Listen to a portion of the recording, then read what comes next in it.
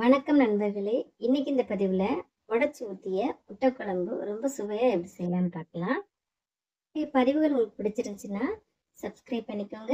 அப்படியே லைக் பட்டனையும் கொஞ்சம் தட்டி விட்டுருங்க. முட்டை குழம்பு செய்யறதுக்காக 6 சின்ன வெங்காயத்தை தோல் உரிச்சிட்டு வெட்டி வச்சிருக்கேன். ஒரு சின்ன துண்டு இஞ்சை தோல் உரிச்சிட்டு அதையும் வெட்டி வச்சிருக்கேன். பூண்டு சின்னதாக இருக்கனால ஒரு 15 பல் அளவுக்கு எடுத்திருக்கேன். பெருசாக இருந்தால் 10 எடுத்துக்கோங்க. 3 கிராம்பு, 2 ஏலக்காய், ஒரு சின்ன துண்டு பட்டை, ஒரே ஒரு நட்சத்திர சோம்பு எடுத்து வச்சிருக்கேன். இது கூட 1 டீஸ்பூன் அளவுக்கு பெருஞ்சீரகம், 1 டீஸ்பூன் அளவுக்கு சின்ன சீரகம் சேர்த்துக்கலாம். இது எல்லாத்தையும் நல்லா விழுதா அரைச்சி எடுத்து வந்துடலாம். கடாய் சூடானோடனே 2 ஸ்பூன் அளவுக்கு எண்ணெய் சேர்த்துட்டு கொஞ்சமாக கருவேப்பிலை சேர்த்து அது பொரிஞ்ச உடனே நம்ம அரைச்சி வச்சிருக்க விழுதை அதில் சேர்த்துக்கலாம். இது எல்லாத்தோட பச்சை வாசனைலாம் போகிற அளவுக்கு நல்லா இந்த மாதிரி கலந்து விட்டுக்கோங்க. ஓரளவுக்கு பச்சை வாசனைலாம் போன பிறகு இதில் ஒரு 4 தக்காளியை இந்த மாதிரி விழுதா அரைச்சி சேர்த்துக்கலாம். தக்காளியோட தண்ணியெலாம் நல்லா வற்றி நல்லா வதங்குற அளவுக்கு கிளறி விட்டுக்கோங்க.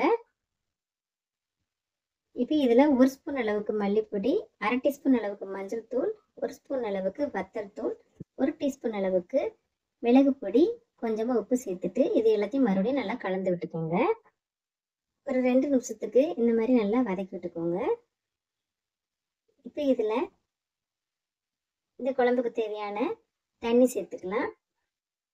முட்டை குழம்பு தண்ணியாக இருந்தால் நல்லா இருக்காது, அதனால் அளவாக தண்ணி சேர்த்துக்கோங்க. தண்ணி சேர்த்துட்டு எல்லாத்தையும் நல்லா கலந்து விட்டுக்கோங்க. இப்போ பாருங்கள், இது நல்லா கொதிச்சு வந்துட்டு இது நல்லா கொதிச்சு இந்த மாதிரி லைட்டாக எண்ணெய் பிரிஞ்சு வரணும்.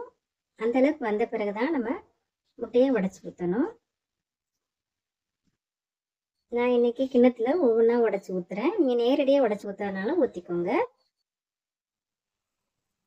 நான் 5 முட்டை சேர்க்குறேன். உங்கள் தேவைக்கு ஏற்றப்பில் முட்டைகளை சேர்த்துக்கோங்க. முட்டை எல்லாத்தையும் உடச்சி ஊற்றினோடனே இதை மூடி போட்டு மூடி மிதமான தீயில 10 நிமிஷம் வேக வச்சுக்கலாம். முட்டை வெந்த உடனே அடுப்பில் இருந்து உடனே இறக்கிக்கோங்க. கிளறிக்கிட்டே இருக்காதீங்க, முட்டை உடஞ்சிரும். இந்த மாதிரி திக்காக கிரேவியோடு இருக்கும்போது தான் சாப்பிட ரொம்ப சுவையாக இருக்கும். இட்லி, தோசை, சப்பாத்தியோட சாப்பிட ரொம்ப சுவையாக இருக்கும். சூடான சோறோடையும் சாப்பிட ரொம்ப ரொம்ப சுவையாக இருக்கும். கண்டிப்பாக முயற்சி பண்ணி பாருங்கள்.